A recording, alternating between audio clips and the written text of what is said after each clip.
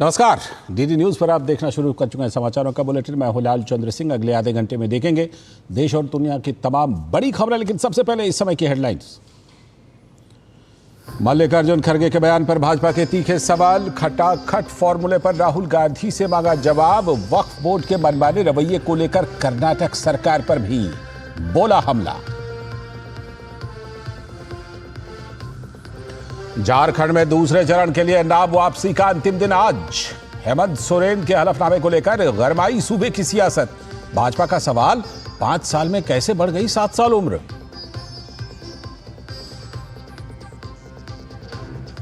केंद्रीय गृह मंत्री अमित शाह का गुजरात दौरा। कचरे से ऊर्जा बनाने के राज्य के सबसे बड़े संयंत्र का किया उद्घाटन।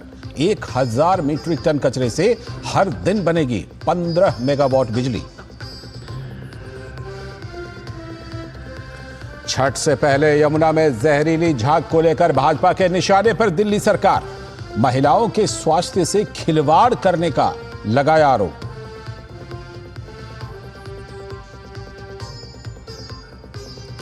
इसरो की देश को बड़ी सौगात। लेह में भारत का पहला एनालॉग स्पेस मिशन शुरू। मिशन परखेगा पृथ्वी से दूर जगहों पर बेस स्टेशन की चुनौतियों से निपटने की तैयारियां।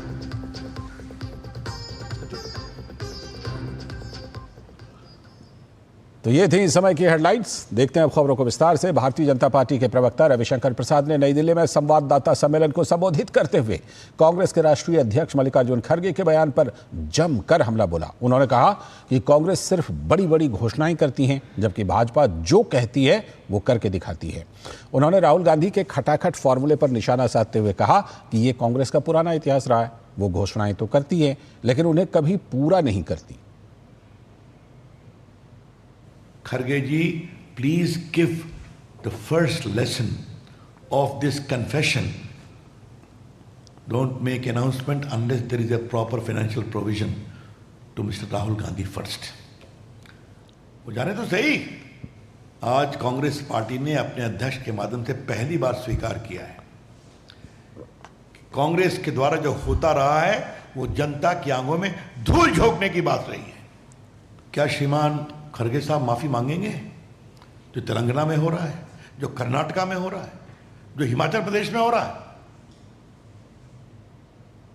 और साथ ही रविशंकर प्रसाद ने कांग्रेस राज में वक्फ को संरक्षण देने और गरीब किसानों की जमीन हड़पने का आरोप भी लगाया। हम कांग्रेस पार्टी से कहेंगे, कृपया करके गरीब किसानों की संपत्ति को अगर वक्फ के नाम जबरन चढ़ाने की कोशिश की जाएगी तो उसका हम खुलकर विरोध करेंगे। और हम कांग्रेस और विरोधी सरकार को और कहना चाहते हैं, अगर हिंदुओं के मंदिर और उनकी संपत्ति को वक्फ की संपत्ति बनाने का षड्यंत्र किया जाएगा तो उसका हम राष्ट्रीय स्तर पर विरोध करेंगे। ये बात हम बहुत विनम्रता से कहना चाहते हैं। दरअसल कर्नाटक के भाजपा विधायक बसनगौड़ा पाटिल ने प्रधानमंत्री नरेंद्र मोदी को पत्र लिखा है। इस पत्र में उन्होंने लिखा है कि मैं विनम्रता पूर्वक आपके माननीय कार्यालय से अनुरोध करता हूं कि निष्पक्ष प्रशासन सुनिश्चित करने और आगे अन्याय को रोकने के लिए वक्फ संपत्तियों का राष्ट्रीयकरण करने पर विचार करें।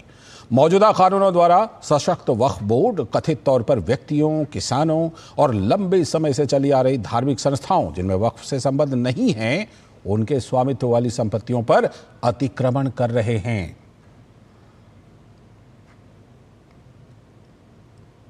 और बीजेपी के विधायक बसनगौड़ा आर पाटिल के पीएम मोदी को लिखे पत्र पर कर्नाटक के उप मुख्यमंत्री डीके शिवकुमार ने भाजपा नेता के बयान को गलत करार दिया है।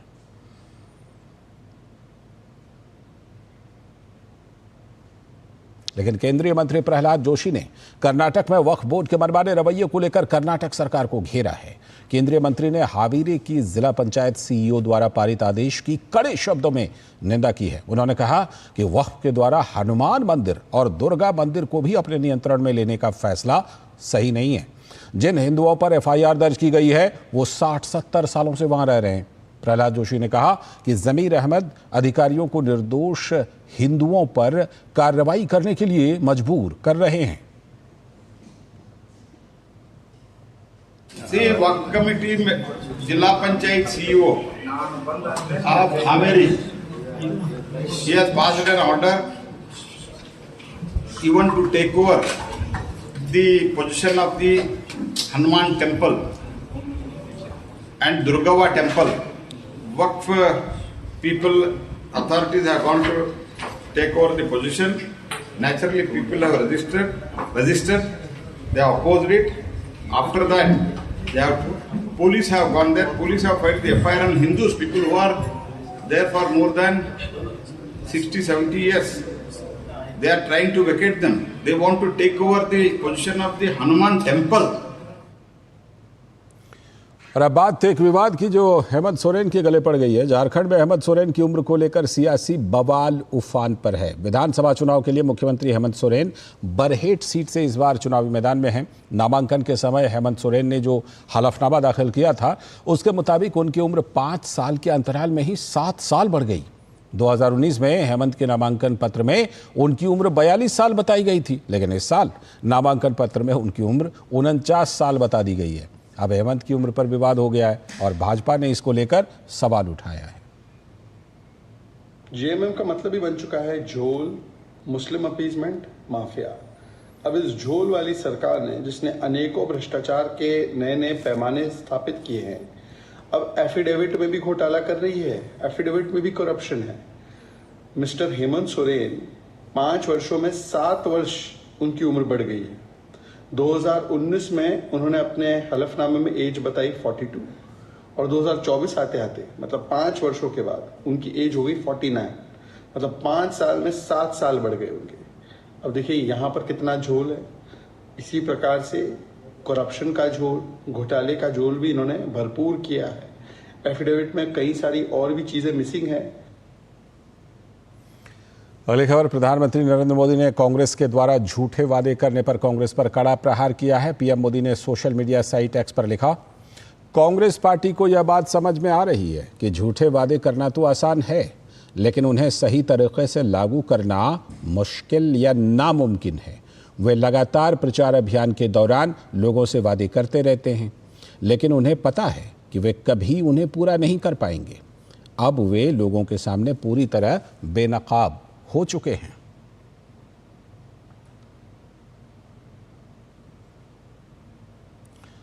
और इससे पहले जो हमने आपको खबर दिखाई थी हेमंत सोरेन की उम्र विवाद को लेकर, तो इस पर उठे विवाद पर जेएमएम के महासचिव और प्रवक्ता मनोज कुमार पांडे ने कहा है कि मुख्यमंत्री का बायोडेटा और उनके बारे में कोई भी जानकारी पब्लिक डोमेन में है और इसे छिपाया नहीं जा सकता। माननीय मुख्यमंत्री हेमंत सोरेन जी से जुड़े जो भी पहलू हैं, उनका जो रिज्यूम हुआ, जो भी उनके बारे जो जानकारियाँ वो पब्लिक डोमेन में है, उसको कोई छुपा नहीं सकता। 1975 में उनका जन्म साल है और आज 2024 है, तो सिंपल अर्थमेटिक है। ये तो 49 साल उनका उम्र होता है। अब ये बात उठाते हैं कि पिछले बार ऐसा था, तो पिछले बार के त्रुटि अगर है भी, मैं मान लेता हूँ, मुझे नहीं पता, लेकिन अगर है भी तो क्या पिछले बार के त्रुटि को इस बार आप पॉइंट आउट करेंगे? हम लोग न फर्जी चीज़ों को बढ़ावा देते हैं, न फर्जी दस्तावेज पेश करते हैं। दावे अलग हैं, लेकिन दोनों के दोनों हलफनामे हैं, तो इसमें तो कहीं कोई ग्रे एरिया है ही नहीं। इस बीच झारखंड विधानसभा चुनाव की तैयारियां जोरों पर हैं। झारखंड के जमशेदपुर पश्चिमी से भाजपा ने सरयू राय को इस बार चुनाव मैदान में उतारा है। 2019 के विधानसभा चुनाव में सरयू राय ने जमशेदपुर पूर्व से निर्दलीय प्रत्याशी के रूप में लड़ा था। 2024 के विधानसभा चुनाव में सरयू राय एक बार फिर से चुनावी मैदान है। तो सरयू राय से डीडी न्यूज़ के संवाददाता कुमार आलोक ने ये खास बातचीत की है, देखिए। जमशेदपुर वेस्ट से झारखंड के कद्दावर नेताओं में से एक सरयू राय जी चुनाव लड़ रहे हैं। पिछली बार जमशेदपुर ईस्ट से इन्होंने निवर्तमान मुख्यमंत्री रघुवर दास को चुनावी मैदान में पटकनी दी थी। सर, इस बार एनडीए के आप उम्मीदवार हैं और जमशेदपुर ईस्ट का प्रतिनिधित्व पहले भी कर चुके हैं। 5 साल के बन्ना गुप्ता के कार्यकाल को आप कैसे देखते हैं? मैं तो 5 साल के बाद इस क्षेत्र में घूम रहा हूँ और मैं देख रहा हूँ कि क्षेत्र को जैसा मैंने 5 साल पहले छोड़ा है, उससे भी बदतर स्थिति क्षेत्र की हो गई है। जहाँ तक जन सुविधाओं का सवाल है, सबसे बड़ी समस्या है कि इस इलाके के बड़े क्षेत्र में पीने का पानी नहीं मिल रहा है। बिजली की व्यवस्था लचर हो गई है। सड़कों में कहीं कहीं केवल पेवर ब्लॉक बिछाए गए हैं। गलियों में जाइए तो सड़कें उसी तरह से टूटी फूटी हैं और लोग बहुत निराश हैं। गंदगी का अंबार लगा हुआ है। जो नाले हैं, नाले लगता है कि वर्षों से उनकी सफाई नहीं हुई है और लोगों की परेशानियां, दुश्वारियां बढ़ी हैं। अगर आप जीतते हैं जमशेदपुर ईस्ट को जिस तरीके से आपने संवारा था, तो उसमें और कौन सी चीज़ें हैं जिसको आप पुटअप करेंगे सर? देखिए, जमशेदपुर वेस्ट की ऐसी स्थिति है, काफ़ी बड़े पैमाने पर बस्तियां यहाँ हैं। इन बस्तियों को रहने लायक बनाना, वहाँ सुख सुविधाएं पहुँचाना लोगों के लिए, ये हमारी प्राथमिकता होगी। अगर स्टेट की पॉलिटिक्स को देखें तो भारतीय जनता पार्टी बांग्लादेशी घुसपैठ और धर्मांतरण के मुद्दे को काफ़ी जोर शोर से उठा रही है। ये उठा रहे हैं। धर्मांतरण भी बहुत बड़ा मुद्दा है यहाँ, और बांग्लादेशी घुसपैठ तो एक कटु सच्चाई है। हेमंत सोरेन जी की सरकार वो उनको उस तरह से उनको बढ़ावा दे रही है, प्रोत्साहन दे रही है। तो ये बड़ा मुद्दा है। ये मुद्दा एक कारगर मुद्दा साबित होगा इस चुनाव में, मुझे ऐसा उम्मीद है। Last question sir, Nitish Kumar कितना बड़ा फैक्टर है आपके चुनाव के लिए? नीतीश कुमार जी का एक वर्ग है जहां उनकी अपील है। एक ईमानदार और कर्मठ मुख्यमंत्री के रूप में उनकी छवि है, इसलिए उनका समर्थन मायने रखता है इस क्षेत्र में। और नीतीश कुमार जी की पार्टी से तो मैं उन्हीं की पार्टी से चुनाव लड़ रहा हूँ। मुझे लगता है कि एक बड़ा वर्ग है जो उनको पसंद करता है। तो ये थे सरयू राय जी, जिनका कहना है कि इस चुनाव में धर्मांतरण और बांग्लादेशी घुसपैठ एक बहुत बड़ा मुद्दा है और उनकी सरकार अगर आती है भविष्य में तो उस पर नियंत्रण पाने का प्रयास करेंगे। कैमरामैन शिव के साथ Kumar Alok, DD news, Jamshedpur east. और झारखंड विधानसभा चुनाव 2024 को लेकर सीपीआई माले ने शुक्रवार को अपना संकल्प पत्र जारी कर दिया। मनोज भक्त ने पार्टी के संकल्प पत्र जारी करते हुए कहा कि इस बार का विधानसभा चुनाव निर्णायक होगा।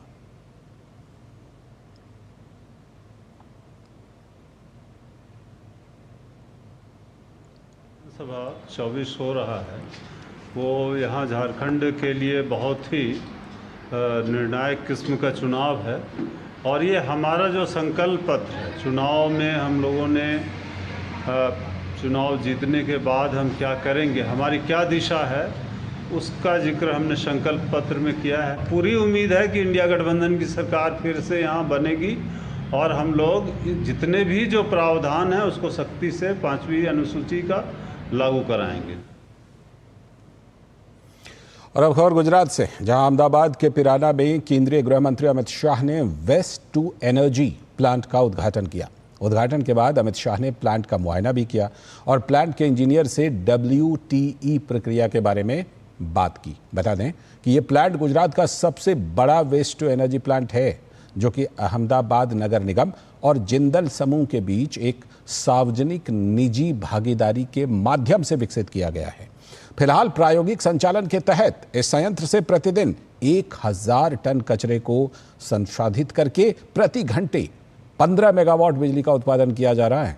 वहीं पूरी तरह से चालू होने पर यह संयंत्र शहर के कुल 4000 मीट्रिक टन वेस्ट का प्रतिदिन प्रबंधन करेगा और लगभग 350 मेगावाट बिजली उत्पन्न करेगा।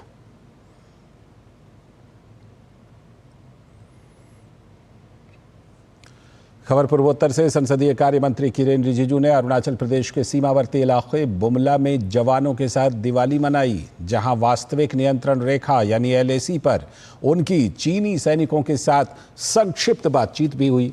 केंद्रीय मंत्री ने सोशल मीडिया प्लेटफॉर्म X पर लिखा कि अरुणाचल प्रदेश के बुमला में सीमा पार बहादुर जवानों के साथ दिवाली मनाई। अरुणाचल प्रदेश के रहने वाले रिजिजू ने चीनी सैनिकों के साथ कुछ देर तक बातचीत भी की। चीन के कुछ जवानों ने उनकी तस्वीरें भी खींची।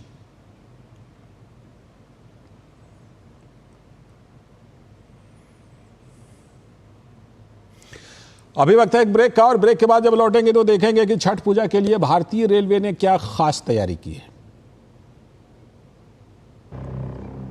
जब धरती चीर कर निकलता है लोहे का पत्थर और मिलता है मोंगिया के जोश से, फिर तपता है, पिघलता है और बनता है फौलाद। अब होता है सरिया सारी खूबियों के साथ। मोंगिया स्टील, मजबूत देश का मजबूत सरिया। स्वागत है ब्रेक के बाद। छठ पूजा के लिए यात्रियों को गंतव्य तक पहुंचने के लिए रेलवे तैयारियों में जुटा हुआ है और इसी को लेकर भारतीय रेलवे ने खास तैयारियां भी की हैं। रेलवे की तैयारियों को जानने के लिए डीडी न्यूज के संवाददाता राजेश राज ने बात की रेलवे बोर्ड के कार्यकारी निदेशक सूचना और प्रसार दिलीप कुमार से। देखिए ये बातचीत। दिवाली का शोर थम चुका है, लेकिन अब छठ की बारी है और छठ के लिए भारतीय रेल के द्वारा लाखों पैसेंजर जो हैं अपने गंतव्य स्थल तक जाने के लिए उड़ान भरने वाले हैं। और आने वाले दिनों में क्या क्या भारतीय रेल की तैयारियां हैं उस पर हम बात करेंगे। हमारे साथ एग्जीक्यूटिव डायरेक्टर जो सूचना और प्रसार हैं दिलीप कुमार जी। छठ की बारी है और छठ के लिए हम जानते हैं कि पूर्वांचल के लिए लाखों लोग जो हैं वो यहाँ से उड़ान भरेंगे, क्या तैयारियां हैं?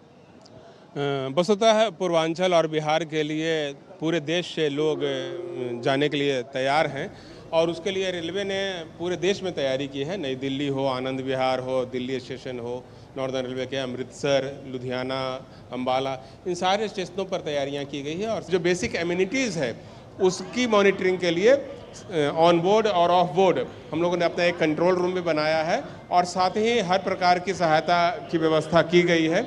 हम लोगों ने मेडिकल बूथ बनाए हैं सभी महत्वपूर्ण स्टेशनों पर। पहले 4 महीने पहले रिजर्वेशन कराए जाते थे, अब उसकी जो मियाद है उसको घटाकर 2 महीना कर दिया गया है, यानी 60 दिन पहले ही रिजर्वेशन होगा। इस पर हम चाहते हैं कि रेलवे के द्वारा मुसाफिरों को ये सूचना मिले कि आखिर किन वजहों से ऐसा हो पाया है।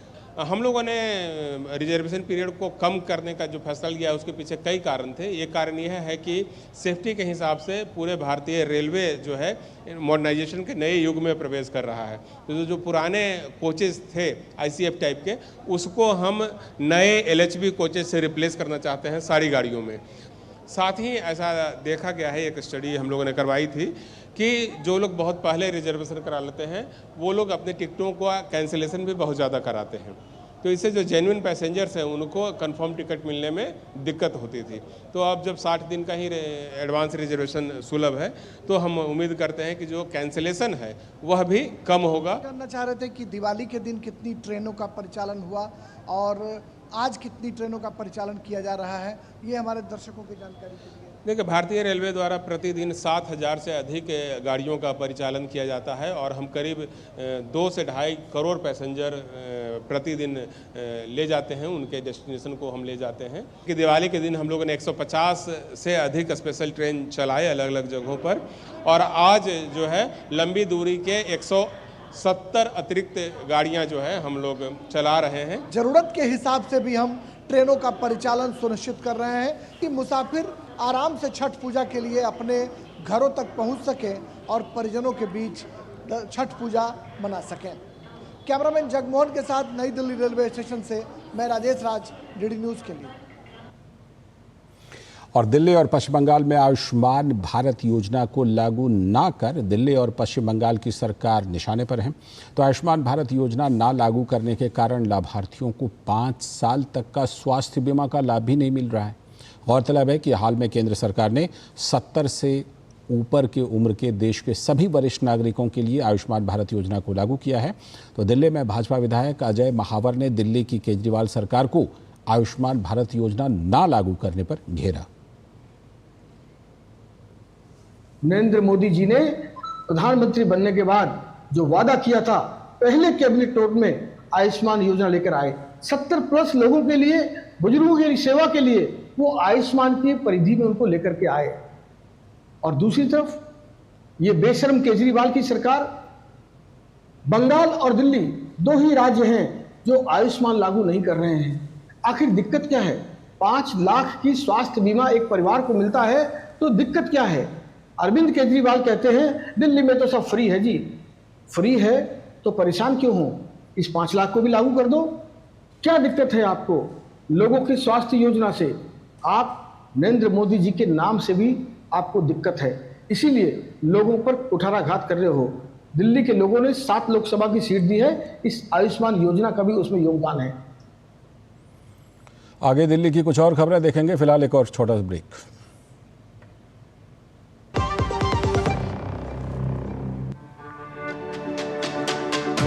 मेरी पसंद, मेरी पसंद,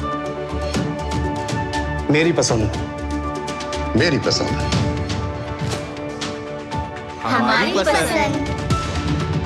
हम सबकी पसंद। मजबूत देश का मजबूत सरिया मोंगिया स्टील।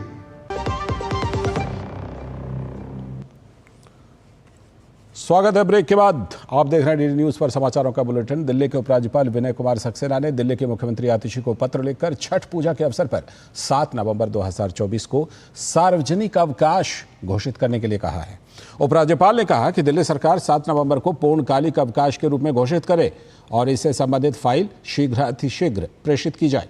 उपराज्यपाल ने कहा कि कुछ ही दिनों में हम छठ मनाएंगे।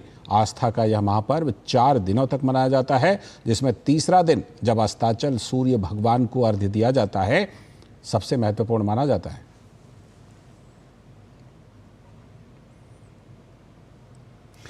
और इस बीच दिल्ली में वायु प्रदूषण की वजह से पहले ही संकट बढ़ गया है। कालिंदी कुंज में एक बार फिर से यमुना नदी में जहरीला झाग खत्म होने का नाम नहीं ले रहा। जैसे जैसे छठ का पर्व करीब आ रहा है, यमुना नदी का प्रदूषण स्तर और भी खतरनाक स्तर पर पहुंच गया है। इस बढ़ते प्रदूषण का जिम्मेदार भाजपा ने दिल्ली की आप सरकार को बताया। साथ ही उन्होंने कहा कि केंद्र सरकार ने आज तक प्रदूषण नियंत्रण के लिए जो भी धन दिया उसको दिल्ली सरकार ने प्रदूषण नियंत्रण के लिए तो बिल्कुल भी खर्च नहीं किया। पूजा से आने से पहले ये लोग फोम छिड़क रहे, डिफॉर्मर छिड़क रहे, डिफॉर्मर कॉन्सेंट्रेट। ये ब्लू डब्बे में आपको डिफॉर्मर कॉन्सेंट्रेट दिख रहा है, ये छिड़क रहे हैं। और ये डिफॉर्मर कॉन्सेंट्रेट से ऊपर से सतही रूप से तो ये साफ हो जाएगी, ऊपर से कॉस्मेटिकली साफ हो जाएगी, पर पानी प्रदूषित ही रहेगा, पॉइजनस रहेगा, उल्टा और पॉइजनस होगा। ये बोट के माध्यम से भी फोम हटाने जा रहे हैं। क्या इससे पानी साफ होने वाला है? 2025 में ये इतनी साफ होगी कि मैं डिप करूंगा, मैं सिप करूंगा, मैं डुबकी लगाऊंगा। ये सब वादे केजरीवाल ने किए थे। भाई वीरेंद्र सचदेवा जी ने एक डुबकी मारी, 4 दिन बीमार हो गए। अब छठ पूजा आने वाली है। छठ पूजा में महिलाओं के सेहत के साथ खिलवाड़ करने के लिए केजरीवाल जिम्मेदार है। और दीपावली में दिल्ली एनसीआर में पटाखों से जलने की कई घटनाएं सामने आई हैं। आरएमएल अस्पताल में 44, सफदरजंग अस्पताल में 117 और एम्स के इमरजेंसी में 50 से भी ज़्यादा मामले आए हैं। इनमें से कुछ लोग तो काफ़ी गंभीर रूप से जले हुए हैं। पटाखों से जलने वालों में बच्चों की संख्या ज़्यादा है। 50 से ज़्यादा केसेस अभी तक हमारे पास आ चुके हैं, जिनमें करीब 20 मरीज़ काफ़ी आईसीयू में हमको ले जाना पड़ा। करीब 20 मेजर इंजरी जिनको हम बोल सकते हैं, जिनमें से 10 अभी भी क्रिटिकल हैं।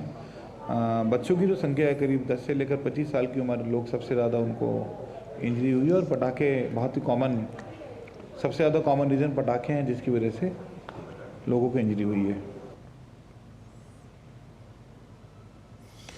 और अब एक अच्छी और उपलब्धि की खबर। इसरो ने एक बार फिर से देश को बड़ी सौगात देते हुए एक बड़े मिशन की शुरुआत की है। जी हाँ, इस बार इसरो लद्दाख के लेह में पहले एनालॉग स्पेस मिशन की शुरुआत करेगा। बताया गया है कि यह mission human space flight centre, AAKA space studio, university of Ladakh, IIT Bombay के सहयोगात्मक प्रयास और लद्दाख स्वायत्त पहाड़ी विकास परिषद के समर्थन से शुरू हुआ है। इस मिशन के तहत इसरो लेह में ऐसा स्थान तैयार करेगा जो कि दूसरे ग्रह की स्थितियों जैसी होगी। इसके जरिए इसरो पृथ्वी से दूर जगहों पर बेस स्टेशन में आने वाली चुनौतियों से निपटने की तैयारियां परखेगा। आपको बता दें कि दरअसल एनालॉग मिशन होता क्या है। इसरो ने लेह में जो पहला एनालॉग मिशन शुरू किया है वो अपने आप में बड़ा प्रयोग है। अंतरिक्ष की भाषा में एनालॉग मिशन किसी असली मिशन की नकल की तरह है। इसके तहत वैज्ञानिक कुछ ऐसी जगहों को चुनते हैं जो कि अंतरिक्ष या किसी आकाशीय पिंड के वातावरण और माहौल जैसा ही हो। इन जगहों को बाद में तय मानकों के अनुसार तैयार किया जाता है ताकि ऐसी ही जगहों पर अंतरिक्ष यात्रियों या अन्य आकाशीय पिंडों पर की जाने वाली ट्रेनिंग कराई जा सके। और अब बात जीएसटी संग्रह की। रिकॉर्ड संग्रह की। वित्त मंत्रालय ने अक्टूबर माह के जीएसटी आंकड़े जारी कर दिए हैं। त्योहारी सीजन की वजह से अक्टूबर 2024 में जीएसटी कलेक्शन में अच्छी बढ़ोतरी दर्ज की गई है। अक्टूबर में जीएसटी कलेक्शन 1.87 लाख करोड़ रुपए से भी ज्यादा रहा, जो बीते वित्त वर्ष के इसी महीने में 1.72 लाख करोड़ रुपए की तुलना में 8.9% अधिक है। सितंबर 2024 में जीएसटी कलेक्शन 1.73 लाख करोड़ रुपए रहा था। अक्टूबर में जीएसटी रिफंड जारी करने के बाद कुल कलेक्शन 8% की बढ़ोतरी के साथ 1,68,041 करोड़ रुपए रहा। घरेलू राजस्व में 10.6% का उछाल देखा गया। इंपोर्ट्स के मोर्चे पर आईजीएसटी में 44,233 करोड़ रुपए और सेस से 862 करोड़ रुपए का रेवेन्यू प्राप्त हुआ। कुल जीएसटी कलेक्शन में से 19,306 करोड़ रुपए जीएसटी रिफंड जारी किए गए, जबकि पिछले वर्ष के इसी महीने में 16,335 करोड़ रुपए रिफंड जारी किए गए थे। इस प्रकार इस अक्टूबर में रिफंड देने में 18.2% की वृद्धि हुई है। यह आंकड़ा त्योहारों के दौरान अर्थव्यवस्था की मजबूती और उपभोक्ता खर्च में वृद्धि का संकेत देता है। खबर पश्चिम बंगाल से, जहां की राज्य पुलिस ने उत्तरी 24 परगना जिले में खुद को डॉक्टर बताने वाले एक झोला छाप डॉक्टर नूर आलम को बलात्कार के आरोप में गिरफ्तार किया है। कथित घटना हसनाबाद में हुई। आरोपी ने एक महिला मरीज को ट्रैंकुलाइजिंग सीरम का इंजेक्शन देकर उसके साथ दुष्कर्म किया था। शिकायत के मुताबिक आरोपी ने उसका वीडियो भी बनाया।